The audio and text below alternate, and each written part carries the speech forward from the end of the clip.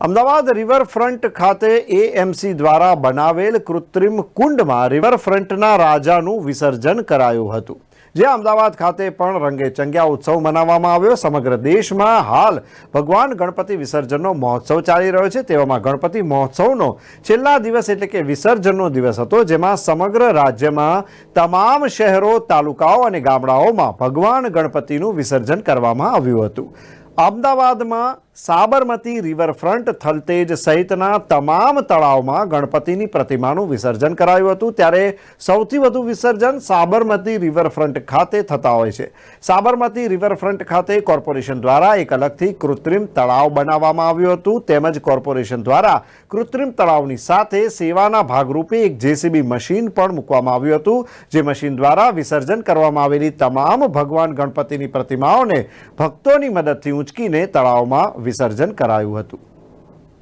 વિસર્જનનો દિવસ હોય ત્યારે અમદાવાદમાં ઠેર ઠેર નહીં પરંતુ સમગ્ર ગુજરાતમાં ગણેશ વિસર્જન માટે સમગ્ર દેશમાં આજે લોકો હર્ષોલ્લાસથી ઉજવણી કરી રહ્યા છે, વિસર્જન કરી રહ્યા છે। ત્યારે જે અમે આવી પહોંચ્યા છીએ અમદાવાદના સાબરમતી રિવરફ્રન્ટ પાસે, જ્યાં કૃત્રિમ જે કુંડ બનાવવામાં આવ્યું છે કોર્પોરેશન દ્વારા, જ્યાં તમામ ગણપતિ, જેટલા પણ ગણપતિ ભગવાનનું વિસર્જન, જે અહીંયા મૂર્તિઓ આવે છે, તમામ પ્રતિમાઓને આજે આ કૃત્રિમ જે કુંડ બનાવવામાં આવ્યું છે પાણીનું, તેમાં વિસર્જન કરવામાં આવશે। આ તમામ જે કામગીરી કરવામાં આવી છે કોર્પોરેશન દ્વારા કામગીરી કરવામાં આવી છે। કોર્પોરેશનનો સાથ સહયોગ છે। કોર્પોરેશન દ્વારા એક મશીન, જેસીબી મશીન પણ આપવામાં આવ્યું છે। અહીંયા આવતા તમામ જે ભક્તજનો જે ગણપતિને વિસર્જન માટે અહીંયા આવી રહ્યા છે, તમામ તેમની મદદ માટે એક જેસીબી આપવામાં આવ્યું છે। આ જેસીબીની જો વાત કરીએ તો રાતે 12 વાગ્યા સુધી એક ધારું જેસીબી ઊભું રહેશે। તમામ ગણપતિ ભગવાનની જેટલી પણ પ્રતિમાઓ આજે વિસર્જન થવા માટે અમદાવાદના સાબરમતીમાં આવી રહી છે, તે તમામ પ્રતિમાઓને હાલ તમે જોઈ શકો છો કે ભક્તજનો ગણપતિની જે પ્રતિમા છે, જે આ રિવરફ્રન્ટના રાજાની જે પ્રતિમા છે, અમદાવાદના